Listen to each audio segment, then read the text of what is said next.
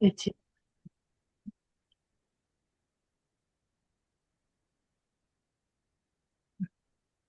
네, 이제 진행하시면 되세요, 매니저님. 네, 시작하겠습니다. 안녕하세요. 10월 6일 수요일 아침 모닝 시작하겠습니다. 저는 김명희입니다. 오늘은 파이프라인의 우화라는 책을 여러분께 소개를 해드리려고 합니다. 이 작품은 너무나 유명해서 다들 아실 텐데요. 어, 우화라는 형식으로 우리에게 엄청난 철학적 메시지를 주는 그런 작품이라 다 아시겠지만 다시 한번 공유를 해보려고 합니다. 자,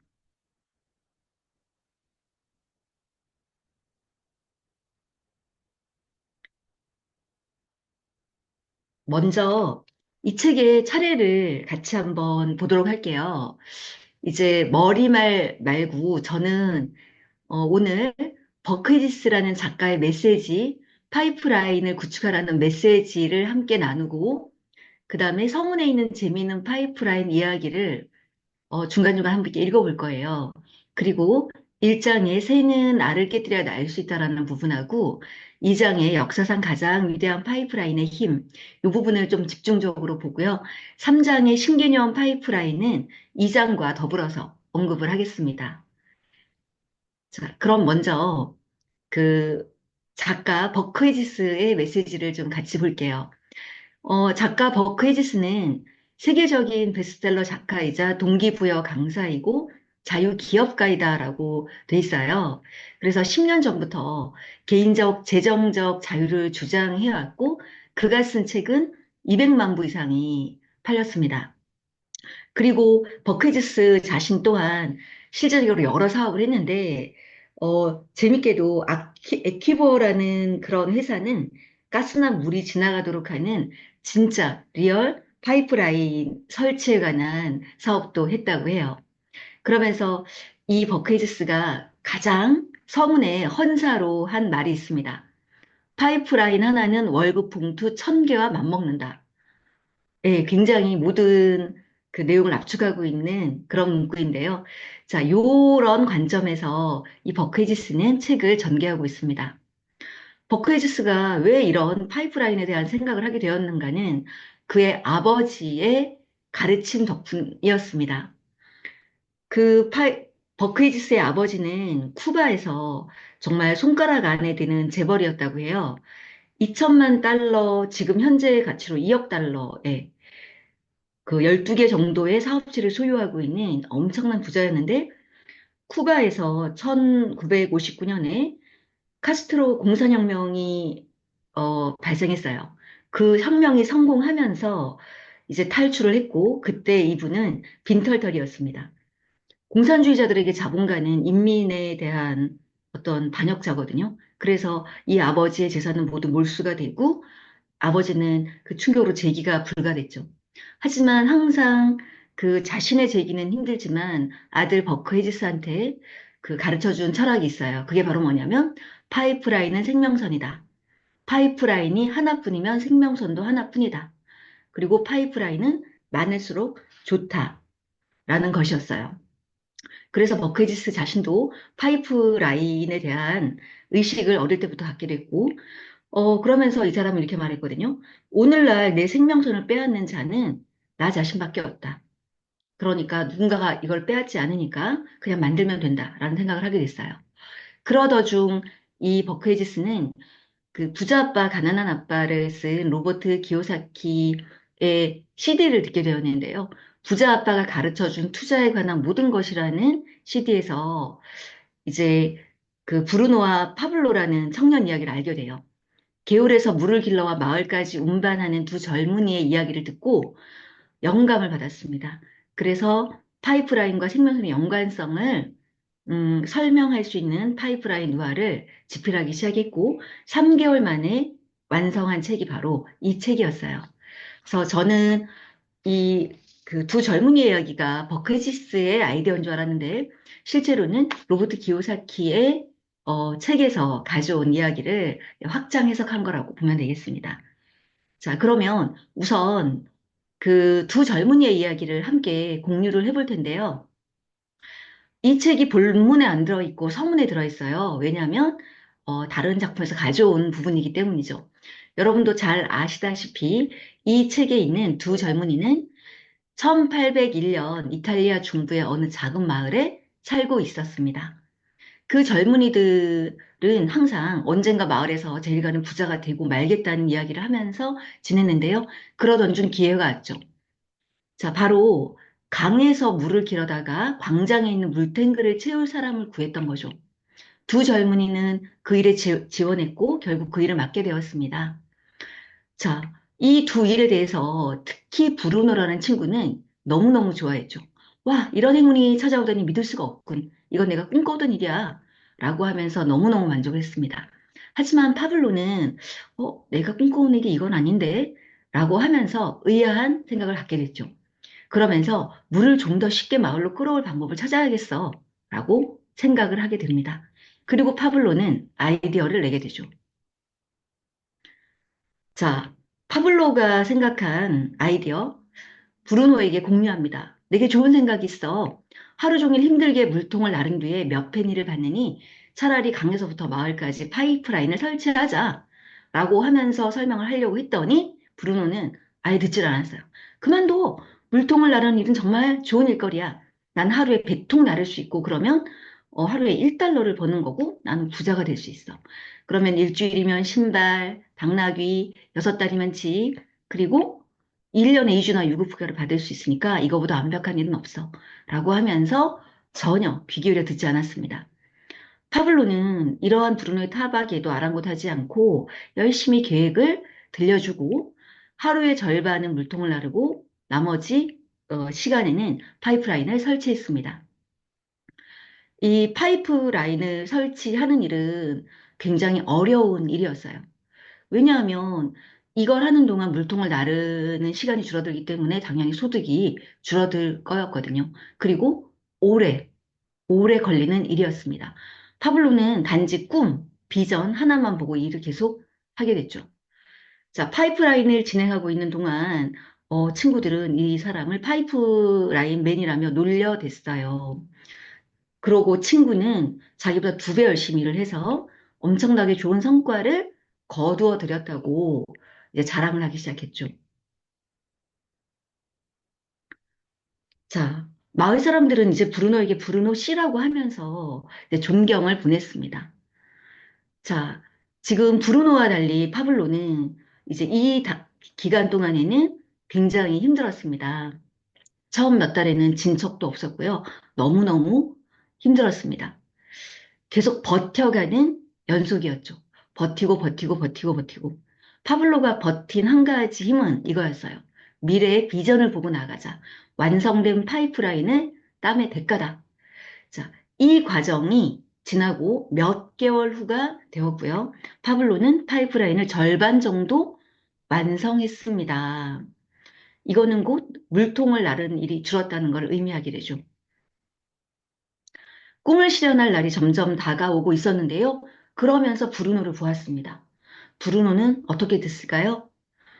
너무너무 오랫동안 물통을 나르다 보니 브루노의 어깨는 처졌고 등은 굽었으며 걸음걸이는 갈수록 느려졌습니다. 그리고 자신의 처지를 한탄하며 분노와 불만을 터뜨렸죠. 사람들도 반응이 달랐어요. 전에는 브루노 씨라고 하면서 그의 성공을 추앙해주던 사람들이 이제는 물통지기 왔냐? 라고 하면서 오히려 비아냥거렸죠. 반면 참 아이러니하게도 브루노와 파블로는 인생이 계속 뒤바뀌고 있습니다. 파블로는 파이프라인을 드디어 완공했죠. 완공해서 파블로는 더 이상 물통을 나를 필요가 없었어요. 그가 힘들게 물통을 나르지 않아도 깨끗한 물이 계속 물탱크 속으로 들어갔기 때문이죠. 자, 여기서 중요한 게 있죠. 밥을 먹거나 잠을 자는 동안에도 즐겁게 노는 시간에도 물은 계속해서 흘러 넘쳤습니다. 그리고 돈은 물만큼 들어왔죠. 이제 파블로는 그 마을에서 기적을 일으킨 사람, 또 파이프라인맨이라고 불렸습니다. 그렇지만 이 사람은 여기서 멈추지 않았어요. 점점 더 넓은 세상으로 파이프라인을 확장하기로 마음을 먹었습니다. 그래서 마을에서 그 우리나라 세계를 관통하는 파이프라인을 구축하려는 꿈을 갖게 되었죠. 글로벌로요. 자, 파이프라인 설치로 힘들게 물통을 나르지 않아도 되자 이제 반대급부가 생겼죠. 바로 브루노예요. 그는 일자리를 잃었어요. 이거를 보는 순간 조금 아찔한 생각이 들었거든요. 누군가가 앞서가는 그 성공이 누군가에게는 또 반대로 실패를 가져오는 그런 계기가 될 수 있다라는 생각을 하게 됐는데요. 이 파블로는 참 인성까지 갖춘 진정한 리더였습니다. 브루노한테 찾아가서 너에게 엄청난 사업 기회를 알려주게 찾아왔어. 라고 하면서 자, 나는 지금 마을에 파이프라인을 설치했으니까 이제 이것을 단축해서 어, 전 전 세계로 뻗어나갈 거야. 그리고 나는 이미 시스템을 만들었기 때문에 이거를 너랑 같이 하면 엄청 빨리 할 수 있어. 라고 하면서 제안을 했죠.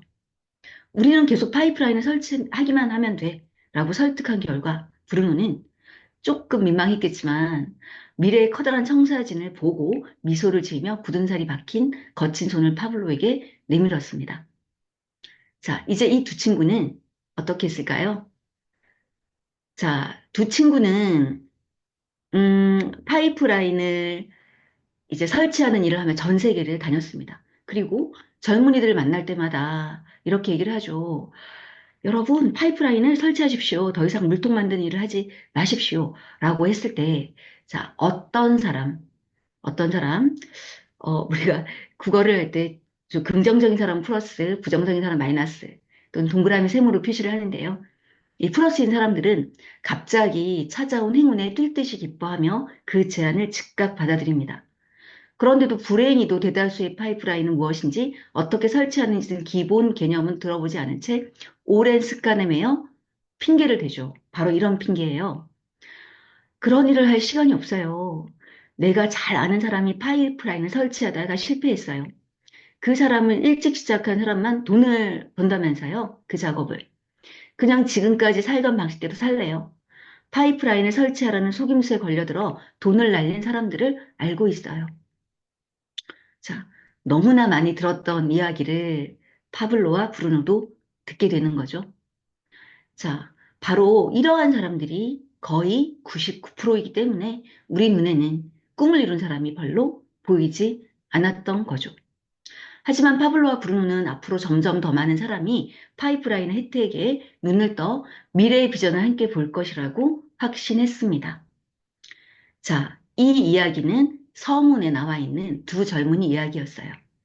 그리고 버크헤지스 작가는 이 이야기를 통해서 자신의 이론을 만들어 갑니다.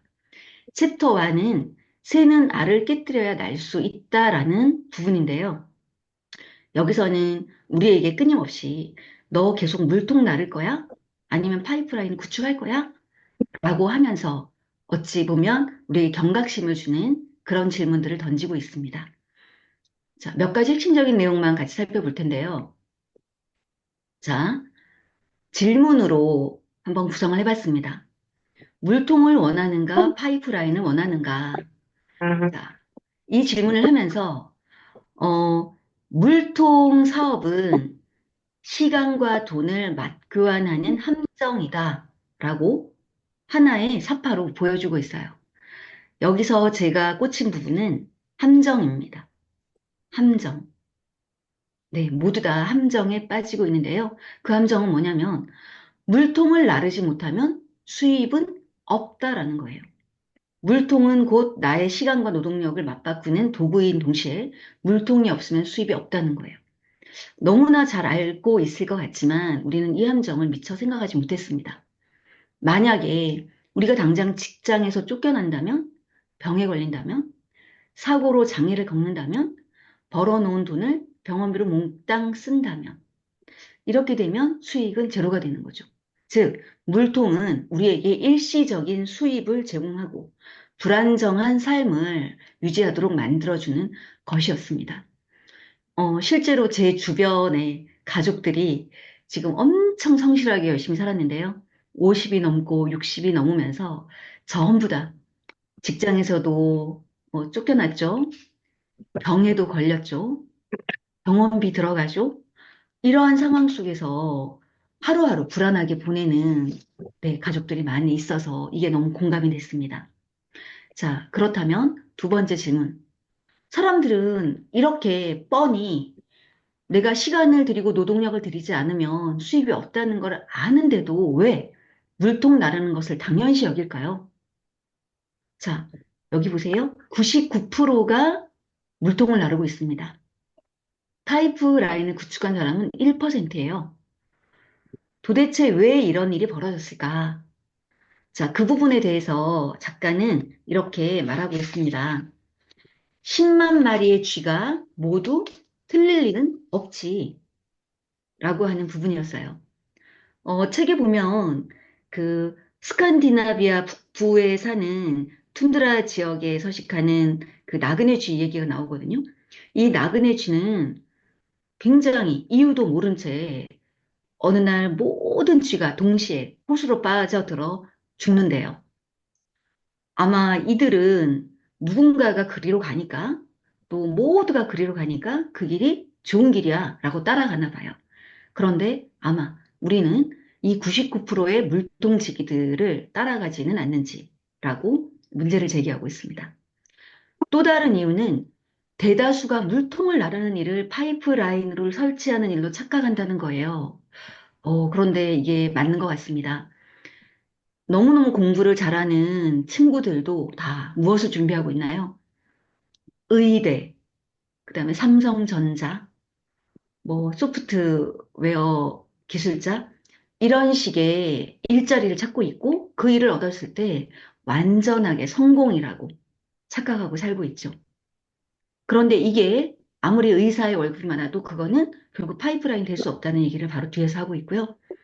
그리고 많은 사람이 가는 길에 실수가 없다는 사고방식, 이걸 우리는 한마디로 편견과 고정관념이라고 하는데 이런 사고가 있습니다. 왜 그럴까요? 바로 우리 부모님이 우리에게 보여주셨잖아요. 성실하게 살아라, 열심히 살아라, 안전하게 살아라라고 보여줬기 때문에 우리는 몇십 년 동안 그런 고정관념을 갖게 된 거고요. 더 큰 문제는 학교예요.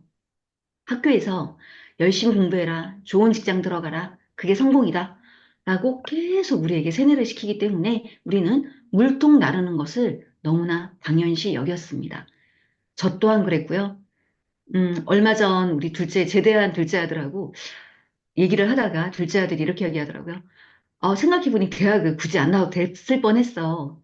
이렇게 얘기를 해서, 그래, 맞아. 엄마가 진즉에 이걸 알았으면 지금 한 20년간을 두 아들 대학 보내는데 모든 것을 쏟지는 않았을 텐데, 라는 후회가 진짜 엄청 밀려왔는데요. 아직 젊으신 부모님들은 네, 이렇게 대학에 목숨 걸기보다는 이렇게 파이프라인을 설치하는 교육을 좀 시켜주셨으면 좋겠습니다. 자, 사람들은 또 이렇게 생각해요. 내가 지금 조금 가난하고 또 노후가 불안정하다면 더 많은 물통을 나르면 되지 않을까? 라고 하면서 우리 아버지들은 이렇게 말합니다. 퇴근 후나 주말에 물통 나르는 일 더 찾아봐야겠어. 라고 하면서 투잡을 찾아요. 바로 대리운전을 뛰기 시작하잖아요. 아니면 주말에 알바를 하거나. 어머니들도 이제는 일을 하려고 합니다. 애들이 컸으니 이제는 전에 하던 물통 나르기를 다시 시작하자. 자, 아이들도 방학 동안 물통을 나르는 게 좋겠어. 이러면서 더 많은 물통을 나르는 게 미래에 대한 대안이라고 생각을 하죠. 그렇지만 더 많은 물통을 나랐을 때 살림살이가 좋아졌을까요?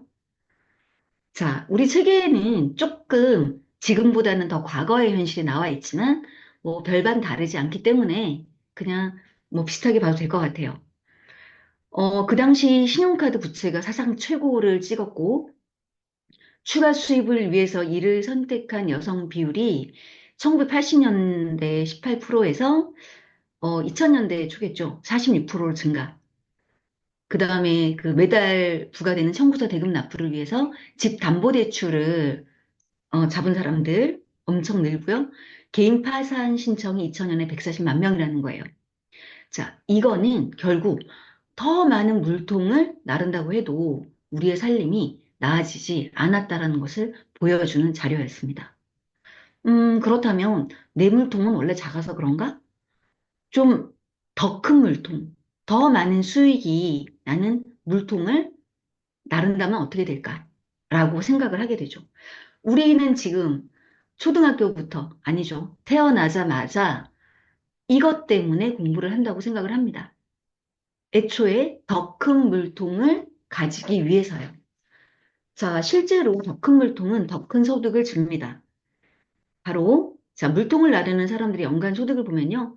이제 보통 사람이 28,000달러라면 변호사 76,000, 의사 102,000달러. 이렇게 커요. 그런데 함정이 있습니다. 자, 오른쪽으로 가볼까요? 의사의 소득이 이렇게 많은 만큼 의사의 지출이 또 이렇게 많아요. 어, 이렇게 안 쓰고 모으면 성공할 수 있을 것 같은데? 그런데 실제로 그렇지는 않습니다. 자기가 의사라면 이제 자동차도 보통 사람보다는 좀 큰 걸 타고 집도 좀 큰 거를 사려고 하고 외식도 더 좋은 곳에서 하려고 하고 여행도 더 많이 가려고 하고 자신의 지위에 맞는 삶을 누려야 하기 때문에 그 유지비가 그만큼 많이 드는 거죠. 그러다 보니 결국 모든 물통은 마르기 마련이에요. 자, 보통 사람이나 변호사나 의사나 결국은 자기가 채운 물통은 마르기 마련이거든요. 자, 지속적으로 이 물통을 채워지지 않는다면 언젠가 빠져나가기 마련입니다. 그래서 우리가 노후에 5억, 10억, 20억 이런 식의 큰 돈을 저축을 해놓다고 하더라도 그 저축액이 끊임없이 수도꼭지에서 물 나오듯이 채워지지 않는다면 마르기 마련입니다. 그리고 불안감을 안고 살아가기 마련이죠. 게다가 이걸 마른다고 하는 건 조금 더 좋은 상황일 수 있는데요. 질병이나 사고, 정리해고 퇴직, 이런 상황이 발생했을 때 이 물통은 여지없이 깨지거나 넘어져 버립니다. 그러면 우리는 제로가 되는 거예요. 자, 챕터 1에서는 이렇게 너희들이 이래도 계속 물통을 나를래? 파이프라인을 구축해야 되지 않겠니? 라고 하면서 계속 설득을 하고 있습니다. 그렇다면 챕터 2에서는 이제 대안을 보여주는데요. 이제 여러분은 파이프라인을 설치하세요. 그게 얼마나 위력이 대단한지 아십니까? 라고 하면서 대답을 주는 부분입니다. 자, 여기서도 몇 가지 중요한 포인트만 살펴볼게요. 자, 챕터 2에서는 여러 가지 파이프라인의 효과에 대해서 보여주고 있는데요. 그 첫 번째가 바로 지렛대 효과. 그 지렛대는 영어로 레버리지잖아요. 레버리지의 그 레버가 가볍게 하다라는 어원을 갖고 있거든요. 그래서 이제 우리가 하는 일을 되게 가볍게 쉽게 할 수 있는 그 효과가 있는데요.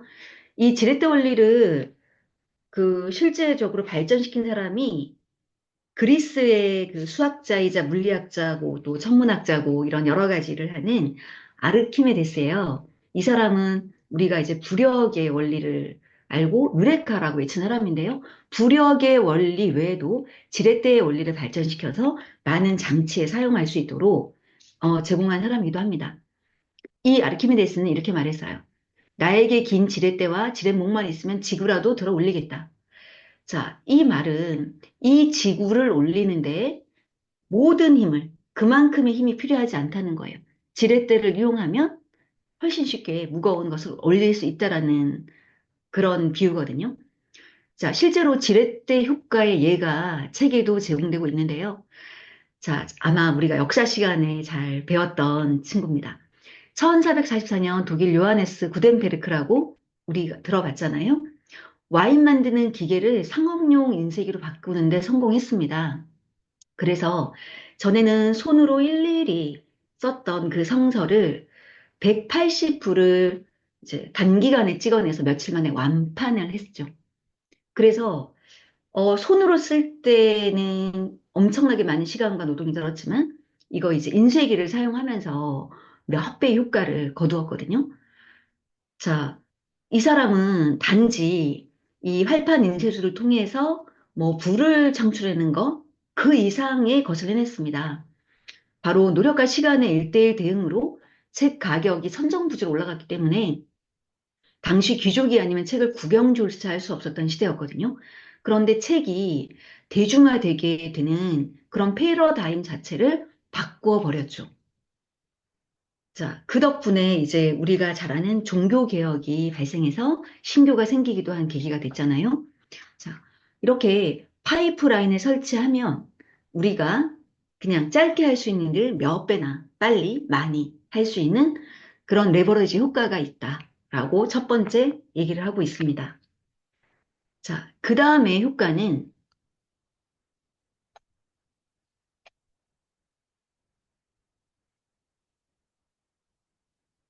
잠시만요. 예, 화면이 안 움직이는데 잠깐 이거 내릴 수 있을까요? 네,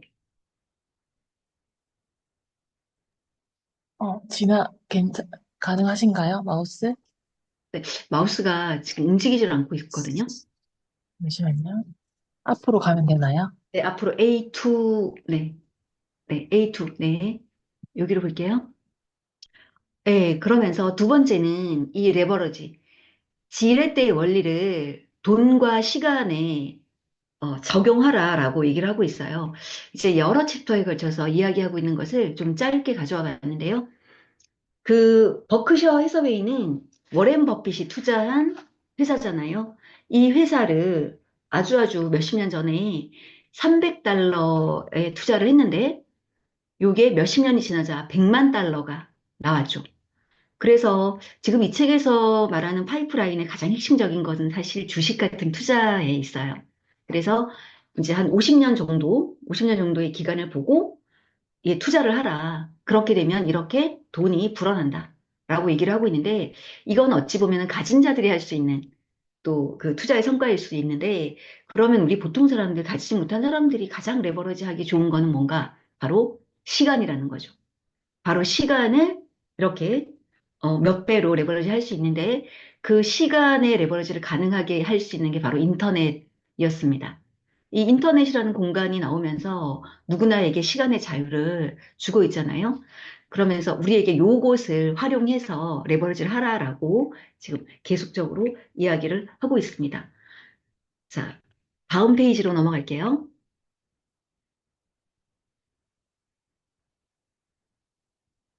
네. 그리고 또 하나의 법칙이 불가사의한 배가의 원칙이었어요. 그러니까 레버러지 원칙이 그렇게 돈을 벌게 해주는 이유가 바로 배가의 원칙인데요. 그 체스판을 만든 사람에 대한 중국 황제와의 일화가 있습니다. 중국 황제가 체스에 너무너무 빠져가지고요. 이렇게 재밌는 체스를 만들어준 체스 개발자에게 소원 한 가지를 들러주겠다고 불렀습니다. 그랬더니 체스 개발자가 제 소원은 사란토를 받는 것이옵니다. 라고 했어요. 고작 쌀 한 톨이란 말이냐? 그렇습니다. 체스판 첫째 칸에 놓을 쌀 한 톨입니다. 그리고 두 번째 칸에는 두 톨을, 세 번째 칸에는 네 톨을 이렇게 계속 배수로 전체 칸에 해당하는 쌀을 주시면 됩니다. 황제는 너무 기뻐했죠. 고작 쌀 한 톨이라니 좋다. 쌀을 가져오너라. 라고 했더니 부엌에서 500g 봉투를 가져왔어요. 체스 개발자는 미소를 지으면서 부엌에 가서 좀 더 큰 봉투를 가져오는 게 좋을 것이오. 라고 말했죠. 체스 개발자가 체스칸에다 한 알, 두 알, 네 알, 여덟 알 놓을 때 구경꾼들 킥킥 웃으면서 손가락질을 했어요. 그러다가 쌀알이 둘째 줄 중간 정도 이르자 그 웃음이 모두 사라졌죠. 둘째 줄이 끝나갈 무렵 자신들이 무엇을 잘못했는지 깨닫고 망연자실하게 됩니다.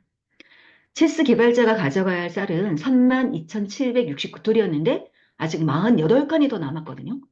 황제는 너무 당황해서 게임을 멈추게 시켰어요. 잠깐! 이걸 계산해봐. 끝까지 가면 몇 알을 가져가야 되는 거지? 라고 해서 계산을 해봤더니 64칸의 체스판에 배가의 원리를 채우면 1800만 토를 쌀로 이것은 세상에 있는 모든 쌀에 10을 곱한 것과 같은 거였어요. 결국은 황제는 전 세계에 있는 모든 쌀을 다 거기다 곱하기 10을 한 쌀을 줘야 됐던 거죠.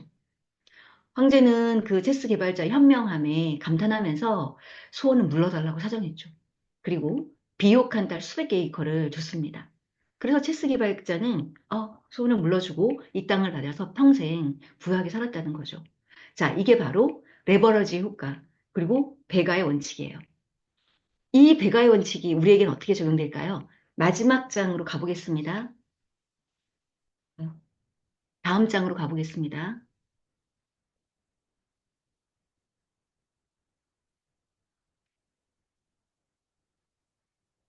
네.